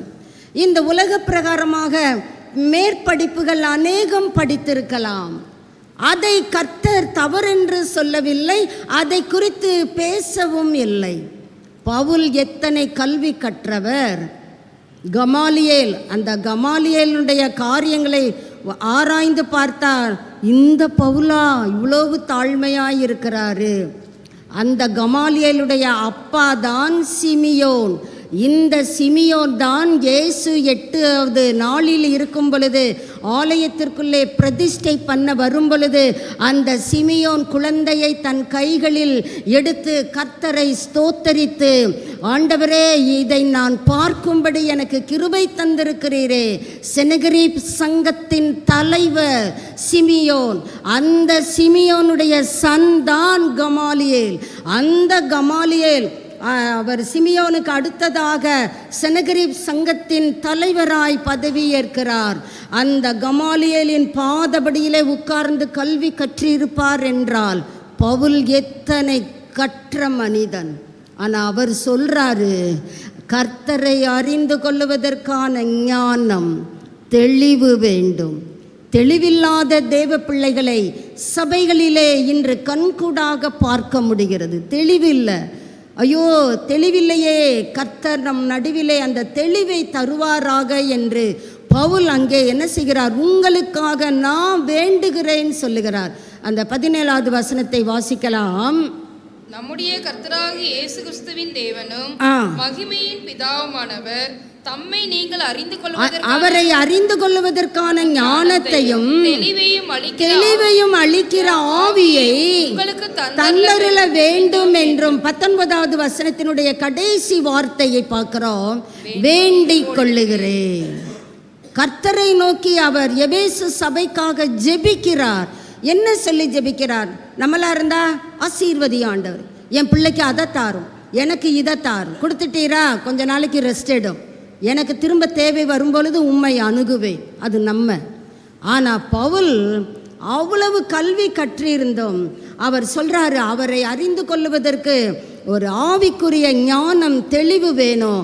உங்களுக்கு, எனக்கு, நம்ம எல்லாருக்கும் வேணும் என்பதுதான் பவுலுடைய ஜெபமாயிருக்கிறது. வேண்டிக் கொள்ளுகிறேன். நாம் எதை வேண்டிக் கொள்ளுகிறோம்? சற்று பரிசீலனை செய்வோம். மதிப்பிலே நாம் உயர்ந்திருக்க வாஞ்சிக்கிறோம். ஆனால் தெளிவு இல்லாத நிலைமை, ஆவிக்குரிய விவேகம் இல்லாத நிலைமை நம்மிலே காணப்படுமாயின் யாரும் நம்மளை மதிக்க மாட்டாங்க. நம்மளை மதிச்சுக்கிட வேண்டியதுதான். நான் யார் தெரியுமா அப்படின்னு சொல்லி ஒரு படம் போட வேண்டியது தான். மற்றவர்கள் நம்மை மதிப்பது அரிது. வாசிக்கலாம். கொலோசையர் 3:16 வசனத்தை வாசிக்கலாம். கிறிஸ்துவின் வசனம் உங்களுக்கு உள்ளே, நீங்கள் கிறிஸ்துவுக்கு உள்ளே இருக்கும் பொழுது வசனம் உங்களுக்கு உள்ளே என்ன செய்யுமா? அது என்னங்க? சகல ஞானம். ஒரு ஞானம், 2 ஞானம் இல்லைங்க, அத்தனை ஞானம். நம்ம ஏதோ ஒரு காரியத்தை கொஞ்சம் அறிந்து வைத்திருந்தால் உடனே நம்ம மண்டை வீங்கி விடுகிறது, தலை பெருத்து விடுகிறது. நான் யார் தெரியுமா? இங்கே கர்த்தர் பவுலை கொண்டு கொலோசைய சபைக்கு சொல்லுகிறார், கிறிஸ்துவின் வசனம் உங்களுக்கு உள்ளே சகல ஞானத்தோடும் எப்படி வாசமாயிருக்கணும்? பரிபூரணமாக. நமக்காக பரிபூரண ஜீவனை அளிக்கும்படியாகத்தானே தம்முடைய இரத்தத்தை சிந்தினார். அவர் எதிர்பார்ப்பது நியாயம்தானே. ஆண்டவரே, உம்முடைய வசனம் எங்களுக்கு உள்ளே பரிபூரணமாக வாசமாயிருப்பதாக. அந்த ஞானம் நமக்குள்ளே வந்து தங்கும் பொழுது நாம் நம்மை அறியாமல் என்ன செய்கிறோம்? சங்கீதங்களினாலே, ஞான பாட்டுகளினாலே, கீர்த்தனைகளினாலே நாம் என்ன செய்கிறோம்? ஒருவருக்கு ஒருவர் போதித்து புத்தி சொல்லிக்கொண்டு இருதயத்திலே எப்படி பாடுகிறோம்? பக்தி வினயத்துடன். நாம் எப்படி அந்த பக்தியை பெற்றுக்கொள்ளுவது? எபிரேயர் 12:28 வாசித்து பார்ப்பீர்களானால், கிருபையை பற்றி கொண்டால் கர்த்தருக்கு பிரியமாய் ஆராதனை செய்யக்கூடிய அந்த பயத்தையும் பக்தியையும் ஞானத்தையும் தேவனுடைய கரங்களிலிருந்து நாம் பெற்றுக்கொள்ள முடியுமே. நீதிமொழிகள் 2ஆம் அதிகாரம் 6வது வசனத்தை வாசிப்போம். கர்த்தர் ஞானத்தை தருகிறார். அவர் நமக்கு கொடுக்கறது எதுங்க? ஞானம். நம்ம தான் அவர்கிட்ட கேட்க மாட்டேங்கிறோம். ஆனால் அவர் அபரிமிதமாக நமக்கு கொடுத்து கொண்டே இருக்க விரும்புகிறார். அவர் ஞானத்தை தருகிறார். அவர் வாயிலிருந்து எது வருகிறதாம்? அறிவும் புத்தியும். ரெண்டும் ஒன்று தானே. அது என்ன தமிழ் மொழிபெயர்ப்பு அப்படி இருக்கிறதோ? அறிவு வேறே, புத்தி வேறே. நீங்கள் வீட்டில் சென்று இந்த வசனத்தை ஆழ்ந்து தியானித்து பார்ப்பீர்கள். ஆனால் ஞானத்தை தருகிற கர்த்தர் எதற்கு ஞானத்தை தருகிறார்? அவரை அறிந்து கொள்ளுகிற தெளிவை நாம் பெற்றுக்கொள்ள வேண்டுமே. இன்னும் வாசிக்கலாம். நீதிமொழிகள் 16:16. நீங்கள் நீதிமொழிகள் 31 அதிகாரத்திலும் ஞானம், கர்த்தருக்கு பயப்படுகிற பயம் போன்ற காரியங்கள் திரும்ப திரும்ப திரும்ப அங்கே பேசப்படுகிறதை நாம் வாசித்து அறிய முடிகிறது. பொன்னை சம்பாதிப்பதிலும். அப்படியா? பவுன் 80,000? நான் இன்னையிலிருந்து கஷ்டப்பட்டு என் வயிற்றெல்லாம் கண்ட்ரோல் பண்ணி சாப்பிடாம நான் போய் என்ன பண்ண போறேன்? 1 பவுனாவது வாங்க முயற்சிக்க போகிறேன். கர்த்தர் சொல்றார், நீங்க வாங்குங்க, வாங்காம போங்க. ஆனா பொன்னை சம்பாதிப்பதிலும் ஞானத்தை சம்பாதிப்பது உத்தமம். வெள்ளியை சம்பாதிப்பதிலும் புத்தியை சம்பாதிப்பது எவ்வளவு மேன்மை. ஞானமும் புத்தியும் நமக்கு இந்த கடைசி விளிம்பிலே வாழ்ந்து கொண்டிருக்கிற நமக்கு எத்தனை அதிகம் தேவை. பரிசுத்தமாய் வாழ்வதற்கு ஞானம் தேவைதானே. கர்த்தருடைய வார்த்தைக்கு கீழ்ப்படிய ஞானம் தேவைதானே. ஞானம் இல்லாததுனால கீழ்ப்படிய நமக்கு முடியலை. உலகம் நம்மை வசீகரிக்கிறது, மாம்சம் நம்மை இழுக்கிறது, நாம் அடிமைப்பட்டு விடுகிறோம். அந்த புத்தியையும் ஞானத்தையும் நாம் இழந்து போய் ஞானம் உள்ளவர்கள் என்ற போர்வையை தரித்தவர்களாய் வாழ்ந்து கொண்டிருக்கிறோம். பரிசுத்த ஆவியானவர் நமக்கு இந்த ஆவிக்குரிய ஞானத்தை, விவேகத்தை அபரிமிதமாய் தருவாராக. அப்படி ஞானத்தையும் புத்தியையும் நாம் பெற்றுக்கொள்ளும் பொழுது கர்த்தர் நம்மை எப்படி பார்க்கிறார்? மதிப்பிலே உயர்ந்தவர்களாக. ஏனென்றால் அவரை அறிந்து கொள்ளுகிற அந்த தெளிவை நாம் பெற்றுக்கொள்ளுகிறோம் தானே. 3வதாக, விசுவாசத்திலே உறுதியாயிருப்போம் என்றால் கர்த்தருடைய பார்வையிலே நாம் விலையேற பெற்றவர்கள். கர்த்தர் நம்மை மதிப்புள்ளவர்களாக உருவாக்குகிற கர்த்தர். நாம் நம்முடைய விசுவாசத்திலே ஃபர்மாக இருக்கிறோமா அல்லது ஆட்டம் காண்கிறோமா? இயேசு தம்முடைய சீஷர்களை பார்த்து சொல்லுகிறார், அக்கறைக்கு போவோம் வாருங்கள். போகும் பொழுது அவர் ஒரு பில்லோவை எடுத்துட்டு போயிருந்திருக்கிறார் போல. கப்பலின் பின்னணியத்திலே அவர் கொஞ்சம் இளைப்பாறுவோம் என்று உறங்கிவிட்டார். இப்பொழுது காற்று பலமாய் அடிக்கிறது, அலைகள் கொந்தளிக்கிறது. சீஷர்கள் அங்கே கடல் தண்ணீரிலே இருந்து பழகினவர்கள்தான். ஆனாலும் அவர்களால் அந்த படகை காப்பாற்ற முடியவில்லை. ஓடி வருகிறார்கள், ஐயரே நாங்கள் மடிந்து போகிறோமே. அந்த படகுல தானே இயேசுவும் இருக்கிறார். நீயும் நானும் சேர்ந்து சாக போகிறோன்னு சொல்லியிருந்தா கூட நமக்கு கொஞ்சம் ஆறுதலாக இருக்கும். பரவாயில்ல, சீஷர்கள் சுயநலம் இல்லாமல் பேசுகிறான். அங்கேயும் மனிதனுக்கு என்ன சுயநலம் பாருங்க. நாங்கள் மடிந்து போகிறோமே, உமக்கு கவலை இல்லையா? இவங்க மடிந்து போகிறத குறித்து இயேசுவுக்கு ஏன் கவலை வரணும்? சற்று யோசித்து பார்ப்போமே. ஆனால் இயேசு எதையுமே சொல்லலை. அவர் எழும்பி என்ன செய்கிறார்? காற்றை அதட்டுகிறார், கடலை அதட்டுகிறார். காற்றும் கடலும் இவருக்கு கீழ்ப்படுகிறதே. ஆச்சரியத்துடன் அவரை பார்க்கிறார்கள். காற்றையும் கடலையும் அதட்டுகிறவரை நாம் ஆராதித்து கொண்டிருக்கிறோம். நம்முடைய வாழ்க்கையில் எத்தனை விசை அலைகள் கொந்தளிக்கிறது, உடனே நாம் சோர்ந்து விடுகிறோமே, மனம் துவண்டு விடுகிறோமே. எங்க ஆண்டவரே உங்க இரக்கம், கேள்வி கேட்கிறோமே. ஆனால் வேதத்திலே ஆபிரகாம் என்கிற மனிதனை நாம் பார்க்கிறோம். கேள்வி கேட்காது கீழ்ப்படிந்த மனிதன். அவனை குறித்து ஆதியாகமம் 22:18 கர்த்தரே சொல்லுகிறார், நீ என் சொல்லுக்கு கீழ்ப்படிந்தபடியினால். எப்பொழுது கீழ்ப்படிவோம்? அவர் மீது வைத்திருக்கிற அந்த நம்பிக்கை மாறாமல் இருக்கும் பொழுது, அவர் மீது இருக்கிற விசுவாசம் குறையாமல் இருக்கும் பொழுது. சாத்ராக், மேஷாக், ஆபேத்நேகோ நமக்கு ரொம்ப பரிச்சயமானவர்கள். சூளையை நல்லா சூடாக்கு. இப்போ இவங்க பயந்துட்டாங்களா? ஐயோ ரொம்ப சூடாக்கிட்டான்ப்பா ராஜா, கொஞ்சம் அப்படி பவ் பண்ணி அப்படி உட்காந்து எந்திரிச்சுக்கிடுவோம், யார் பார்க்க போகிறா?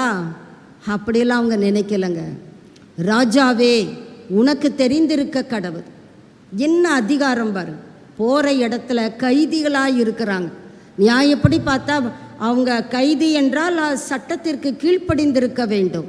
ஆனால் அவங்க சொல்கிறாங்க, நீர் நிறுத்தின பொற்சிலையை நாங்கள் பணிந்து கொள்ளுவது இல்லை என்பதை நீ தெரிஞ்சுக்கோ.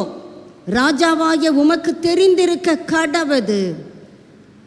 ராஜாவுக்கு மிகவும் கோபம் அதிகரித்து விட்டது. இன்னும் 7 மடங்கு சூடாக்குங்கப்பா. கொண்டு போனவன் தான் பஸ்பமானானே தவிர இவர்கள் ஜாலியாக அக்னிக்குள்ளே உலாவுகிறார்கள். ராஜா குழப்பம் அடைகிறான். நம்ம போட்டது 3 பேரா 4 பேரா? கர்த்தருடைய அதிசயங்கள் எப்பொழுதுமே மனிதர்களை குழப்ப செய்துவிடும், குழம்பி போக பண்ணிவிடும். 3ஆ 4ஆ? டே வாடா, எனக்கு தான் மறந்துருச்சு, நீ சொல்லு. இல்லை, அங்கே 4 பேர் தெரிகிறாங்க. 4வது ஆள் யாரை போன்று இருக்கிறார்? தேவ சாயலான ஒரு புத்திரனை போல தெரிகிறது. விசுவாசத்திலே அவர்களைப் போல நம்முடைய வாழ்க்கையிலே ஆழத்திலே நம்மை கொண்டு செல்லுவோம் என்றால், சின்ன காற்று அடித்தாலே நாணல் போல அப்படியே சாஞ்சு விடும். திரும்ப காற்று நின்ன உடனே அந்த நாணல் அப்படியே மேலே எந்திரிக்கும். அடுத்த காற்று அடிக்கும்போது அந்த பக்கம் போய் விழுந்துவிடும். இதுவே நம்முடைய வாழ்க்கையாக இருக்கும் என்றால், விழுவதும் எழுவதும் நம்முடைய வாழ்க்கையின் சரித்திரமாக இருக்கும் என்றால், நம்முடைய மதிப்பு எப்படி காணப்படும்? பதிலாக, ஆண்டவரே நான் உம்மை விசுவாசிக்கிறேன். தாவீதுக்கு எத்தனை விதத்திலே சவுல் ராஜாவை கொண்டு இடர்பாடுகள், ஒன்றிலும் அவன் பின்னிடையாமல் நான் முன்னோக்கி செல்லுவேன். எனக்கு எப்பேற்பட்ட சோதனைகள் வந்தாலும் கர்த்தாவே உம்மீது என் நம்பிக்கையை வைக்கிறேன். நாம் அப்படி ஆழமான விசுவாசத்திற்குள்ளே நம்மை கொண்டு செல்லுவோம் என்றால் கண்டிப்பாக வேதம் நமக்கு சவாலிடுகிறது. நாம் மதிப்பு மிக்கவர்களாய் சமுதாயத்திலே வாழ முடியும். 1 பேதுரு 5ஆம் அதிகாரம் 9வது வசனத்தை வாசிக்கலாம். 1 பேதுரு 5:9. விசுவாசத்தில் உறுதியாயிருந்து. எதுல உறுதியாயிருக்கணும்? விசுவாசத்தில். கர்த்தர் மீது வைத்திருக்கிற நம்பிக்கையிலே. தேவன் ஒருவர் உண்டு என்று விசுவாசிக்க வேண்டும். அவர் தம்மை தேடுகிறவர்களுக்கு பலன் அளிக்கிறவர் என்று விசுவாசிக்க வேண்டும். அந்த விசுவாசத்திலே நாம் உறுதியாயிருந்து தேவனுக்கு அல்ல பிசாசுக்கு எதிர்த்து நிற்க வேண்டும். அப்பொழுது உலகத்தில் உள்ள உங்கள் சகோதரரிடத்திலும் பாடுகள் உண்டு.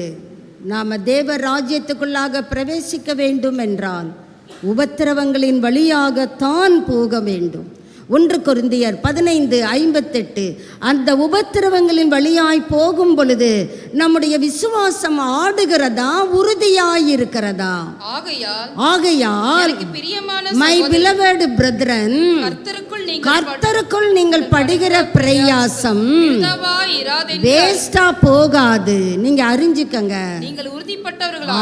எப்படி இருக்கணுமா? விசுவாசத்திலே உறுதிப்பட்டவர்களாக, இம்மூவபிள், அசையாதவர்களாக, கர்த்தருடைய செயல்களிலே இன்னைக்கு நாளைக்கு மட்டும் இல்ல, ஃபாரெவர் அண்ட் ஃபாரெவர், எப்பொழுதும் பெருகுகிறவர்களாயும். பவுல் நமக்கு சொல்லுகிற ஆலோசனை, நாம் எப்படி காட்சி அளிக்கிறோம், எப்படி வாழ்க்கையை கொண்டு செல்லுகிறோம், இந்த வசனத்தின்படியாக நம்முடைய வாழ்க்கை காணப்படுமாயின் கர்த்தர் உங்களுக்கு நிச்சயமாக சொல்லுகிறார், நீங்கள் விசேஷித்தவர்கள், நீங்கள் மதிப்பிலே மிக்கவர்கள். இன்னுமாக வாசிக்கலாம் 63ஆம் சங்கீதம் 3வது வசனம். இந்த விசுவாசத்திலே நாம் உறுதியாய் வாழ்வதற்கு நமக்கு ஒரு காரியம் தேவை. அது என்ன என்றால் கிருபை. Thy loving kindness is better than my life. என் வாழ்க்கையில் உங்கள் கிருபை தான் மேலானது. நம்மளே எத்தனை பேர் சொல்லுவோங்க, கர்த்தருடைய கிருபை நமக்கு வேணுங்க. அந்த கிருபை உங்களை அந்த விசுவாசத்திலே நிலைப்படுத்த, நிலையாய் நிற்க நமக்கு உதவி செய்ய வல்லமை உள்ளது. அதனால தான் கிருபையே கிருபையே என்று கிருபைநாதரை ஆராதிக்கிற வீரர்களை நாம் பார்க்க முடிகிறது. 4வதாக நான் கடந்து செல்லுகிறேன். உண்மையாய் கர்த்தரை ஆராதிக்கிற ஒரு சுபாவம் நம்முடைய மதிப்பை கூட்டும். நாம் அநேக வேளைகளிலே மதிப்பை இழந்து விடுகிறோம். எப்படி ஆராதிக்கிறோம், ஆனால் உண்மையாய் ஆராதிக்கிறோமா?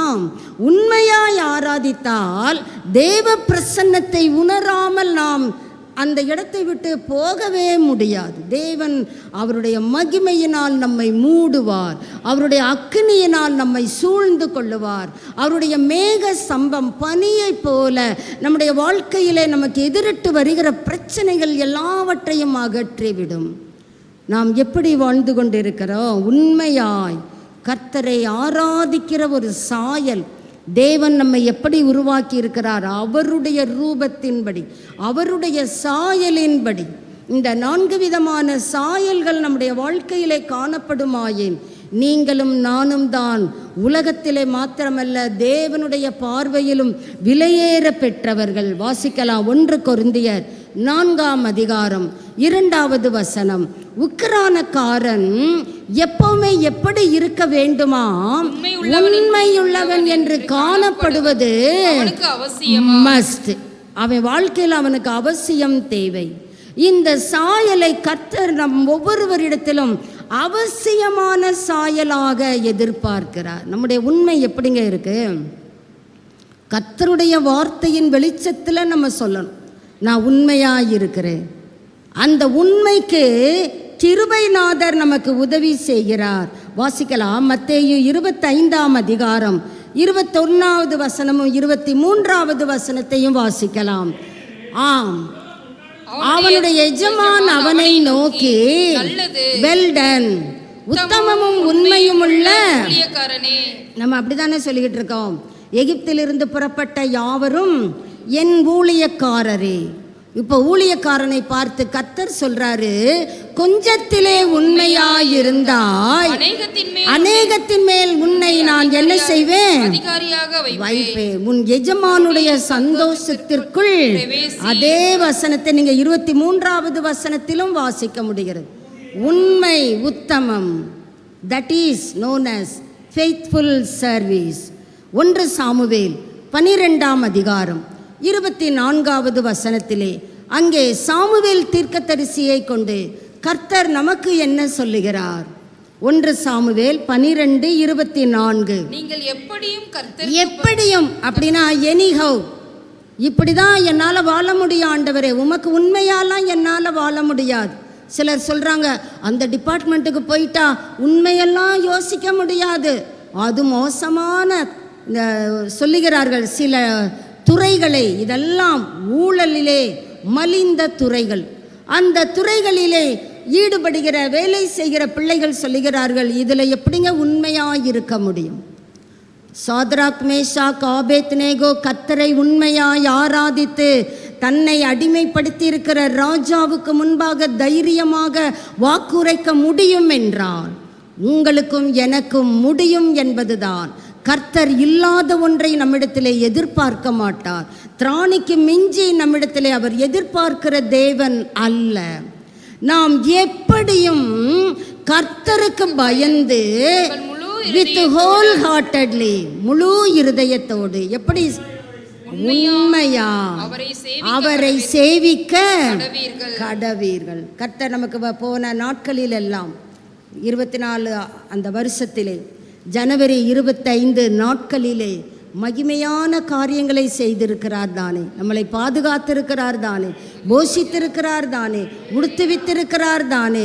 நம் வெளியில் போயிட்டு வீட்டுக்குள்ளே வரும்போது பத்திரமா ஒரு அங்கத்துக்கு சேதம் இல்லாமல் கொண்டு வந்திருக்கிறார் தானே. எத்தனை மகிமையாய் அவர் உண்மையாய் நம்மை பாதுகாக்கும் பொழுது நாம் ஏன் அவருக்கு உண்மையாய் வாழ முடியாது? முடியும் என்பதுதான் வேதத்தின் ஆதாரமான கூற்று. எபிரேயர் 10ஆம் அதிகாரம் 23வது வசனம். பவுல் என்ன சொல்லுகிறார்? அல்லாமலும் நம்முடைய நம்பிக்கையை அறிக்கையிடுகிறதில் அசைவில்லாமல் உறுதியாய் இருக்க கடவோம். கர்த்தரே உண்மையுள்ளவராய் இருக்கிறாரே.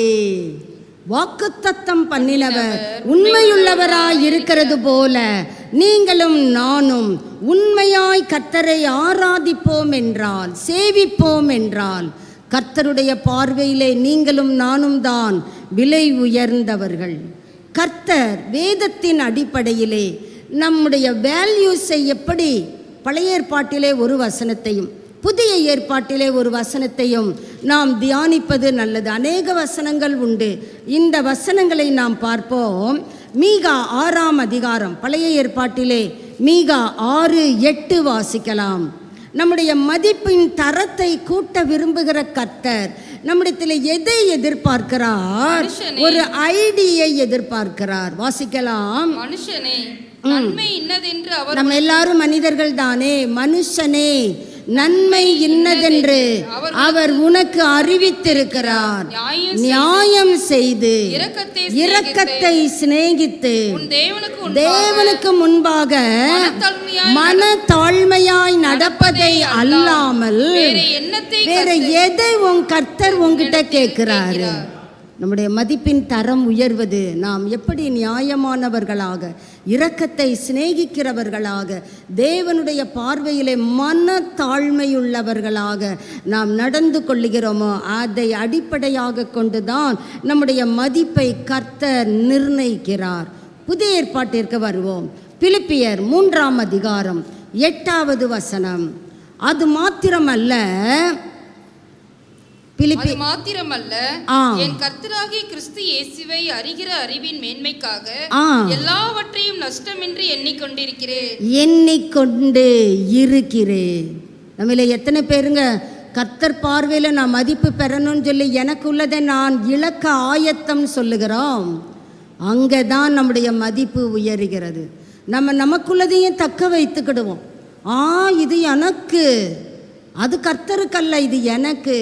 கர்த்தர் சொல்வார், என் காரியம் அதுவும் எனக்கு, என்னுடையதெல்லாம் எனக்கு, உன்னுடையதெல்லாம் எனக்கே.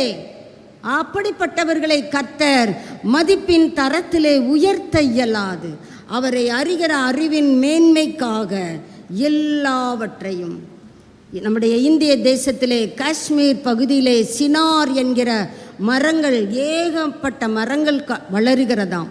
அந்த மரங்கள் திடீரென்று காணாமல் போய்விட்டதாம். அந்த மரங்களுடைய மதிப்பு மிகவும் அதிகம் என்று மரத்தினுடைய அந்த விஞ்ஞானிகள் கணிக்கிறார்கள். அதனால் அந்த மரத்துக்கு ஒரு ஆதார் கார்டு போட்டிருக்கிறாங்க. ஒவ்வொரு மரத்திலும் ஒரு ஆதார் கார்டு போட்டிருக்கிறாங்க. அந்த ஆதாரிலே ஒரு நம்பர் இருக்கும். அந்த நம்பரை ஸ்கேன் பண்ணி பார்த்தால் அந்த மரத்தினுடைய வயது, அந்த மரத்தினுடைய தரம், அந்த மரத்தினுடைய பாதுகாப்பை குறித்த காரியங்களை நாம் அறிந்து கொள்ள முடியும். இந்த மரங்களை பாதுகாப்பதற்கு மனிதர்கள் எத்தனை முயற்சிகளை எடுக்கிறார்கள். நீங்களும் நானும் அந்த சினார் மரங்களை விட மதிப்பு மிக்கவர்கள் தானே. கர்த்தர் நம்மிடத்தில் எதிர்பார்க்க மாட்டாரா? நமக்கென்று ஒரு ஆதார் கொடுத்திருக்கிறார், ஐடி கொடுத்திருக்கிறார். மரத்துக்கே ஐடி இருக்கும் என்றால், இன்னைக்கு அலுவலகத்தில் போகிறவங்க டேகு மாட்டிட்டு தானே போகிறாங்க. வாசலுக்கு போனோன்னா எடுத்து மாற்றிக்கிறாங்க. செக்யூரிட்டி கேட்பான் பயம். நீ இந்த கம்பெனியில் தான் வேலை செய்கிற, எனக்கு எப்படி தெரியும்? அதில் நம்முடைய புகைப்படமும் இருக்க வேண்டும். ஆதார் இல்லாதவங்க அரசாங்கத்திலிருந்து ஏதாவது பெற்றுக்கொள்ள முடிகிறதா? ஒரு இடத்துலேருந்து இன்னொரு இடத்துக்கு போனால் கூட ஐடி காட்டுன்றாங்க. அந்த காலத்தின் கடைசி விளிம்பிலே வந்து நிற்கிறோம். அப்போது ஆவிக்குரிய ரீதியிலும் உங்களுக்கு எனக்கு ஒரு ஐடி உண்டு தானே? எத்தனை பேர் அந்த ஐடியை வைத்திருக்கிறீர்கள்? அந்த ஐடி நமக்கு இருந்தால் தான் we can enter into the kingdom of God. ஒரு கம்பெனிக்குள்ளேயே ஐடி இல்லாமல் நுழைய முடியலையே. பரலோக ராஜ்யத்துக்குள்ளே ஐடென்டிட்டி இல்லைன்னா நான் எப்படி பிரவேசிக்க முடியும்? அதை தான் மீகா 6:8, பிலிப்பியர் 3:8 படிக்கிறோம். இன்டிமசி, தேவனோடு கொண்டிருக்கிற கிட்ட நெருங்கிய தொடர்பு. அவர் கிட்டையே நான் இருப்பேன், அவர் மடியிலே நான் இருப்பேன். ஒரு பேராசிரியர் ஒரு படத்தை பார்த்தார்களாம். ஒரு ஜீசஸ் கையில் ஒரு ஆட்டுக்குட்டியை பார்த்தாங்க. உடனே அந்த ஆலயத்திற்கு சென்று ஐயரிடம், ஐயரே, நான் இந்த ஆட்டுக்குட்டியாக மாற விரும்புகிறேன். இயேசு கையிலே இருக்கிற அந்த ஆட்டை போல நான் வாழ விரும்புகிறேன். நான் என்ன பண்ண வேண்டும்? நீ அந்த ஆடாக இருக்காத, போ வயல்வெளியில் போய் நல்லா மேய்கிற ஆடாயிரு. ப்ரொஃபஸர், உனக்கு ஏன் இந்த ஆசை வந்தது? ஐயையோ, ஃபாதர் ஒழுங்காகவே சொல்லலை. நான் பேராசிரியராக இருக்கட்டும், அது ஒரு புறம். ஆனால் நான் ஜீசஸ் கையில் இருக்கிற அந்த ஆட்டுக்குட்டியை போல அவர் கரத்திலேயே இருக்க விரும்புகிறேன். அந்த ஐயர் சொன்னாராம், அந்த ஆட்டுக்குட்டி காயப்பட்ட ஆட்டுக்குட்டி. அது கை உடஞ்சி, காலு உடஞ்சி, மூக்கு உடஞ்சி, அது பாவம் நடக்க முடியாமல் இயேசுநாதர் என்ன பண்ணியிருக்கிறாரு? கையில் ஏந்தி கொண்டு இருக்கிறார். நீ எதுக்கு அந்த ஆடாக இருக்கிற? கையும் காலும் பலத்தோடு கர்த்தர் உனக்கு வைத்திருக்கிற மேய்ச்சலிலே மேய்ந்து திருப்தி அடைவாயாக. இப்போதான் அந்த ப்ரொஃபஸர் சொல்கிறாங்க, ஐயோ, இவ்வளோ நாளும் நான் அந்த ஆட்டுக்குட்டியாக இல்லையேன்னு வருத்தப்பட்டேன். கல்வி கற்றவர்களுக்குமே கர்த்தர் எத்தனையாய் அவர் அங்கே புத்தியை அருளுகிறார். நாமும் கூட அநேக நேரம் யோசித்திருக்கிறோம் தானே. அது கையில் ஆடு, அது பாட்டுக்கு ஜாலியாக இருக்குது, அதுக்கு என்ன ஒரு கஷ்டமா? ஒன்றும் இல்லை. ஏசி எல்லாத்தையும் பார்த்துக்கிடுவார். அது கால் உடஞ்சி போய் கிடக்கு, அதனால நடக்க இயலாது. அது மூக்கு உடஞ்சி போய் கிடக்கு, அதுக்கு சுவாசிக்க முடியாது. அதை நான் என் கரத்தில் தான் ஏந்தி கொண்டு இருக்க அவசியம். ஆனால் உன்னை நான் மதிப்பு மிக்கவராக, விசேஷித்தவராக உன்னை நான் என் பார்வையிலே வைத்திருக்கிறேன். உனக்காக பிதா கிட்ட வேண்டுதல் செய்து கொண்டிருக்கிறேன். நான் உனக்காக ஏற்படுத்தி வைத்திருக்கிற மேய்ச்சலிலே நன்கு மேய வேண்டும் என்பது தானே உன்னை குறித்து நான் வைத்திருக்கிற திட்டம். அது எப்பொழுது நடக்கும்? கர்த்தரோடு கொண்டிருக்கிற உறவிலே நாம் வலுப்படும் பொழுது. வேதம் வாசிக்காத கிறிஸ்தவர்கள் என்று உண்டு தானே. ஜெபம் அது எப்படி இருக்கும்? அது இந்த கிறிஸ்தவங்க பண்ணுவாங்க. அப்படி நாம் ஜெபிக்காதிருக்கிற தருணங்கள் எத்தனை எத்தனை. தேவனோடு கொண்டிருக்கிற அந்த இன்டிமெசிலே நாம் எப்படி வளர்ந்து கொண்டிருக்கிறோம்? இன்டெகிரிட்டி, ஐடி வேண்டும், இன்டிமெசி வேண்டும், இன்டெகிரிட்டி வேண்டும். இந்த மூன்றும் சேர்ந்துதான் நம்மை பதமாக, மதிப்பில் சிறந்தவர்களாக உருவாக்குகிறது. வேதத்தின் ஆதாரத்திலிருந்து நாம் பார்க்கலாம். யோபு 42:10 முதல் அதிகாரத்திலே யோபு எதெல்லாம் இழந்தாரோ 42வது அதிகாரத்திலே இரண்டத்தனையாக அவருக்கு கொடுத்து அவரை என்ன செய்கிறார்? அவருடைய மதிப்பை கூட்டுகிறார். வாசிக்கலாம். யோபு தன் சிநேகிதருக்காக வேண்டுதல் செய்தபோது கர்த்தர் அவன் சிறையிருப்பை மாற்றினார். யோபுக்கு முன் இருந்த எல்லாவற்றை பார்க்கலாம் டபுள் போர்ஷன். நம்பிக்கையுடைய சிறைகளே அரணுக்கு திரும்புங்க. இன்னைக்கு இரட்டிப்பான நன்மையை உனக்கு தருவேன். இரட்டத்தனையாக கர்த்தர் அவனுக்கு தந்தருளுவார்னு இல்லைங்க, தந்தருளினார். எத்தனை உபத்திரவங்கள், இழப்புகள். நம்ம ஏதோ சின்ன காயப்பட்டால் உடனே இப்படியே துடிச்சு போயிடும், ஐயகோன்னு அலறுவோம். யோபு சொல்லுவார், நான் என் பிள்ளைகள் எல்லாத்தையும் இழந்துட்டேன், நான் வைத்திருந்த கால்நடைகள் எல்லாம் காலி, என்கிட்ட இருந்த வேலைக்காரங்க என்கிட்ட வேலை செஞ்சதுனால அவங்களும் மரணித்து விட்டார், நானும் என் ஒய்ஃபு மட்டும்தான் இருக்கிறோம். அப்படி எந்த இடத்திலாவது யோபுவை பார்க்க வந்த நண்பர்களிடம் என் நிலைமை இப்படி இருக்குதேன்னு ஆதங்கப்படலை. கர்த்தர் நான் விசுவாசித்திருக்கிறவர் இன்னார் என்று அறிவேன், அவர் என்னை சோதித்த பிறகு சுத்த பொன்னாக விளங்குவேன். அப்படி அவர் விசுவாசத்திலே உறுதிப்பட்டவராக, உத்தமத்திலே உறுதிப்பட்டவராக, கர்த்தரோடு கொண்டிருக்கிற நெருக்கத்திலே உறுதிப்பட்டவராக இருந்ததுனால தான் ரெண்டத்தனையாக கர்த்தர் அவனுக்கு தந்தருளினார். ஏசாயா 61:7 கர்த்தர் சொல்லுகிறார், உங்கள் வெட்கத்திற்கு பதிலாக. நம்ம எந்த இடத்திலெல்லாம் ஐயோ வெட்கப்பட்டு கொண்டிருக்கிறேனே, மதிப்பு இழந்தவராய் இருக்கிறேனே, கர்த்தர் இந்த காலை வேளையிலே உங்களுக்கு சொல்லுகிறார், நீ வெட்கப்பட்டையா, கவலைப்படாத. வெட்கத்திற்கு பதிலாக ரெண்டத்தனையாக உனக்கு என்ன உண்டு? ரிவார்டு உண்டு, வெகுமதி உண்டு. தொடர்ந்து அந்த வார்த்தையை வாசிக்கலாம். லட்சைக்கு பதிலாக தங்கள் பாகத்தில் சந்தோஷப்படுவார்கள். ஆதி நிமித்தம் தேசத்திலே மறுபடியும் சொல்றாரு, ரெட்டிப்பான சுதந்திரம் உண்டு. அப்ப ரெட்டிப்பான சுதந்திரம் உண்டுன்னா உங்களை மதிப்பிலே கர்த்தர் மேலாக கொண்டு வருகிறவர் தானே.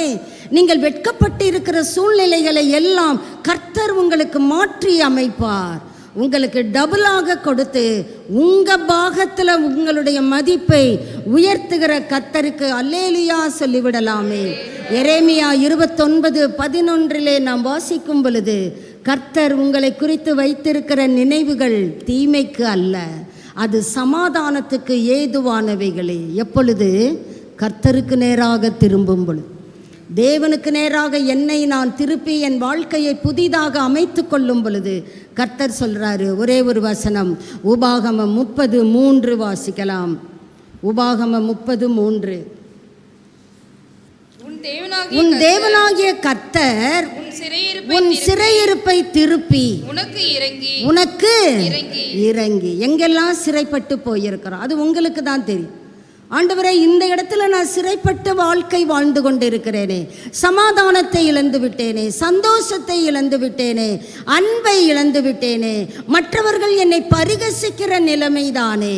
கர்த்தர் சொல்றாரு, உன் சிறையிருப்பை உனக்கு என்ன செய்கிறவர்? இறங்குகிறவர் திருப்புவார். உன் தேவனாகிய கர்த்தர் உன்னை சிதற அடித்த எல்லா பகுதிகளிலும் இருந்தும் நீ எங்கெல்லாம் ஸ்கேட்டர் ஆகியிருக்கிறையோ, ஆண்டவர் சொல்றாரு, உன்னை திரும்ப நீ அவர்கிட்ட திரும்பும் பொழுது அவர் உன்னிடமாக திரும்பி உன் சிறையிருப்பிலிருந்து உன்னை மீட்டு கொண்டு தம் பக்கமாக உன்னை சேர்த்து கொள்ளுவதற்கு வல்லவராயிருக்கிறார். தலைகளை தாழ்த்துவோம், கர்த்தருக்கு நேராக நம்முடைய சிந்தையை கொண்டு வருவோம். கர்த்தர் எத்தனை நல்லவர்! நான் இஸ்ரவேலுக்கு பனியை போல் இருப்பேன் என்று சொல்லுகிறவர். நீ அவர் பக்கமாக திரும்புவாய் என்றால் உங்கள் சீர்கேட்டை கர்த்தர் குணமளிப்பதாக வாக்குரைக்கிறார். எந்த இடத்திலெல்லாம் சீர்படலையேன் வருத்தத்தோடு இருக்கிறீர்களோ, கர்த்தர் சொல்லுகிறார், உங்கள் சீர்கேட்டை நான் குணமாக்குவேன். Thank you Lord. நாம் அவர் பக்கமாக திரும்புகிறோமா என்பதுதான் கேள்வி. ஜீசஸ், நம்முடைய மதிப்பிலே கர்த்தர் நம்மை மீட்டெடுக்கிறவர். Thank you Jesus.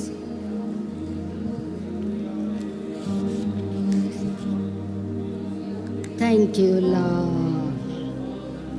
கொஞ்ச நேரம் கர்த்தரை நோக்கி பார்ப்போம். என்னுடைய மதிப்பை உயர்த்தும்படியாக நீர் சிலுவையிலே மதிப்பை இழந்தீரே, நன்றி ஐயா.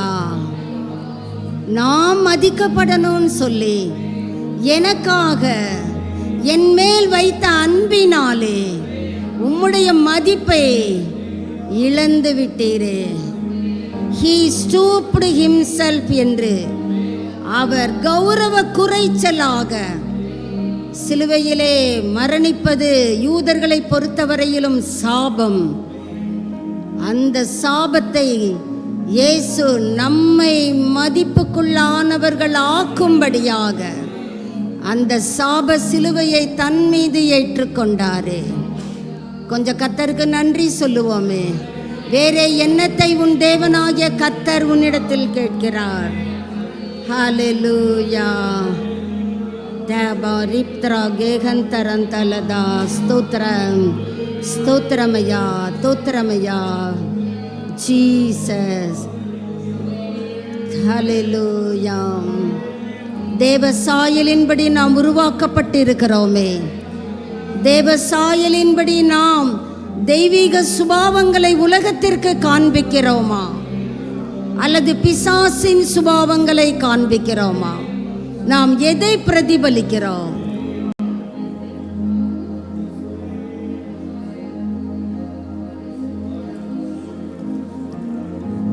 ஆண்டவரே, என்னிடத்திலே காட்லி கேரக்டர் வேணும்பா. ஆண்டவரே, உம்மை அறிகிற ஞானமும் தெளிவும் எனக்கு வேணும் ஆண்டவரே. ஐயா, உம்மீது கொண்டிருக்கிற விசுவாசத்திலே நான் உறுதிப்பட்டவராய் வாழணுமே. உம்முடைய சமூகத்திலே உண்மையாய் உம்மை சேவிக்கணுமே. அவருடனே கூட இருக்கிறவர்கள், அழைக்கப்பட்டவர்களும் தெரிந்து கொள்ளப்பட்டவர்களும் உண்மை உள்ளவர்களுமாயிருக்கிறவர்கள். இயேசுவோடு வாழ்கிறேன் என்று சொல்லுகிற தேவ பிள்ளையே, நான் அழைக்கப்பட்டிருக்கிறேன், தெரிந்து கொள்ளப்பட்டிருக்கிறேன் என்று சொல்லுகிற தேவ பிள்ளையே, உன்னுடைய உண்மை எப்படி இருக்கிறது? கர்த்தர் சொல்லுவாரா, உன் எஜமானுடைய சந்தோஷத்திற்குள் பிரவேசி. ஆண்டவரே, நான் உண்மையாய் உம்மை தொழுது கொள்ள, நான் உண்மையாய் உம்முடைய சாயலை பிரதிபலிக்க, once again fill me Lord. உம்முடைய தூய ஆவியானவரால் என்னை நிரப்புங்கப்பா. என்னை ஒரு விசை கூட உங்க தூய இரத்தத்தினால் கழுவுங்கப்பா. என்னை விசேஷித்தவர் என்று சொல்லுகிறீரே, உம்முடைய அன்பு எத்தனை பெரியது. நாம் பாவிகளாயிருக்கையில் கர்த்தர் நம்மை பார்த்து சொல்றாரு, you are special to me. hallelujah hallelujah Jesus. நமக்கென்று ஒரு ஐடி வேணுமே. அந்த ஐடி நிரந்தரம் தானா? தேவனோடு கொண்டிருக்கிற இன்டிமெசி, க்ளோஸ் ஃபெல்லோஷிப் எப்படிப்பட்டதாய் இருக்கிறது? நம்முடைய உத்தமம் எப்படிப்பட்டதாய் இருக்கிறது? உத்தமமாய் நடக்கிற தம்முடைய பிள்ளைகளிடத்திலே தம்முடைய வல்லமையை விளங்க பண்ணும்படி கர்த்தருடைய கண்கள் பூமி எங்கும் உலாவிக் கொண்டிருக்கிறது. பூமி முழுவதும் உலாவுகிற கர்த்தருடைய கண்கள் நம்மையும் உற்று பார்த்து கொண்டுதானே இருக்கிறது. ஆண்டவரே, இன்றிலிருந்து நான் உண்மையாய் வாழப் போகிறேன். உண்மையாய் உம்மை சிநேகிக்கப் போகிறேன். உண்மையாய் வேத வசனத்தை தியானிக்கப் போகிறேன். உண்மையாய் ஜெபம் என்கிற நெருப்பை எனக்குள்ளாக ஏற்படுத்தி கொள்ளப் போகிறேன். ஜெபமே என்னுடைய சுவாசமாயிருக்கட்டும் ஐயா. Thank you Lord. நன்றி நன்றி நன்றி ஐயா. பிதாவான என் தேவனே, தகப்பனே, என் தந்தையே, பிதாவான என் தேவனே, தகப்பனே, என் தந்தையே, மாட்சிமையும் மகத்துவமும் உமக்குத்தானே என்றென்றைக்கும். மாட்சிமையும் மகத்துவமும் உமக்குத்தானே என்றென்றைக்கும்.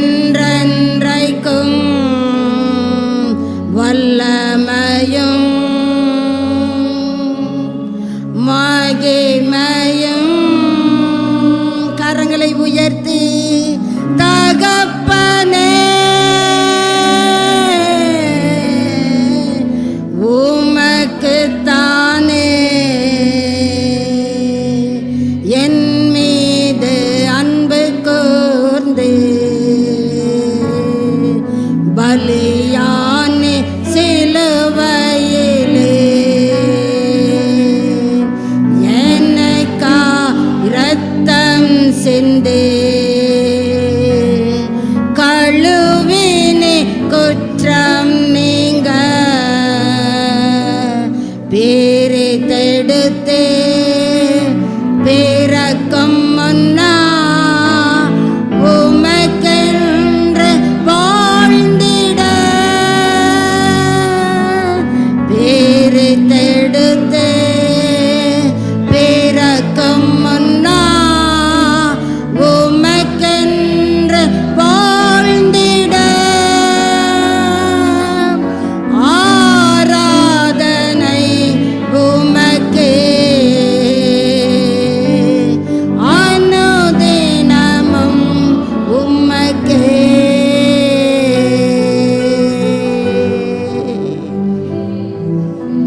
நல்ல தகப்பனே, இந்த பரிசுத்த ஓய்வு நாளின் காலை வேளையிலே நீர் எங்களை விலை உயர்ந்தவர்களாக பார்க்கிறீரே. நன்றி ஐயா. அந்த ஞானத்தையும் தெளிவையும் எங்களுக்கு இந்த காலை வேளையிலே கொடுத்தீரே, உமக்கு நன்றி அப்பா. நாங்கள் அதை தக்க வைத்து கொள்ள, பிசாசுக்கு எதிர்த்து நிற்க, உமக்கு கீழ்ப்படிய ஆவியானவர் ஒரு விசை கூட எங்களை நிறைத்தருளுவீராக. எங்க வாழ்க்கையில் இருக்கிற செத்த ஈக்கள் எல்லாம் அகன்று போகட்டும் ஆண்டவரே. எங்கள் ஜீவியத்தின் மூலமாக நீர் மாத்திரம் மகிமைப்படுவீராக.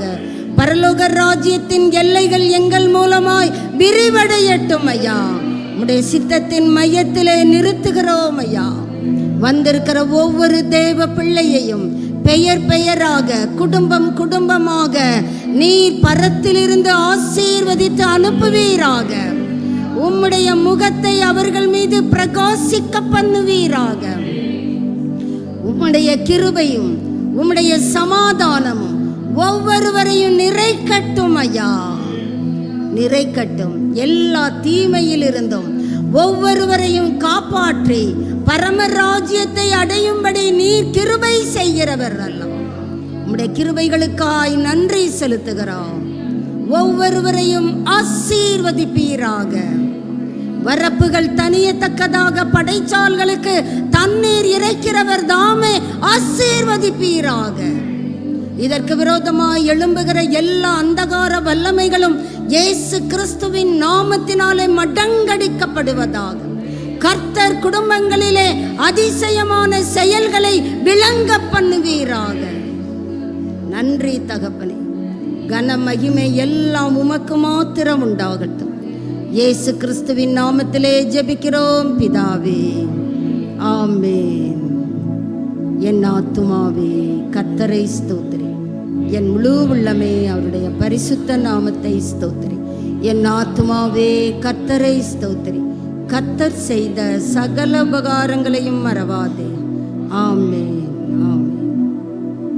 நம்முடைய கர்த்தராகிய இயேசு கிறிஸ்துவினுடைய கிருபையும் பிதாவாகிய தேவனுடைய அன்பும் பரிசுத்த ஆவியானவருடைய அந்யோன்ய ஐக்கியமும் வழிநடத்துதலும் வல்லமையும் பாதுகாப்பும் இன்றும் என்றுமான சதா காலங்களிலும் நம் ஒவ்வொருவரோடும் இயேசு கிறிஸ்துவின் வருகை பரியந்தம் தங்கி இருப்பதாக. ஆமென், ஆமென். God bless you.